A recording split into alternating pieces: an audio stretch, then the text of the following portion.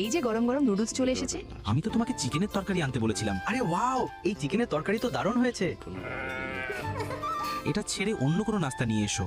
এই যে আপনাদের জন্য নাস্তা নিয়ে এনেছি। এ কি, তুমি তো চকলেট এনেছো। কেন, ভালো লাগছে না নাকি? আমি তো নাস্তা আনতে বলেছিলাম, চকলেট নয়। এটা কে খাবে? কিন্তু আমার তো এটা খুব পছন্দ। আপনার সঙ্গে দেখা করে ভালো লাগলো। তাহলে আমাদের ডেল কনফার্ম। দাঁড়ান, আমি মোবাইল নম্বর লিখে দিচ্ছি যাতে প্রিন্স আপনাকে কল করতে পারে। সরি জিনি, ভুল করে পানি পড়ে গেছে। এতে কোনো সমস্যা হবে না তো? না না, কোনো সমস্যা নেই, আমার তো নম্বর মুখস্থ হয়ে গেছে। জিনি, এ আমাদের কোম্পানির ম্যানেজার। আমি আগেই ওকে আমার পরিচয় দিয়েছি যে আমি কে। ফ্রেন্ডস, মনে আছে যখন আমরা ছোট ছিলাম তখন আমরা বয়ফ্রেন্ড গার্লফ্রেন্ড ছিলাম।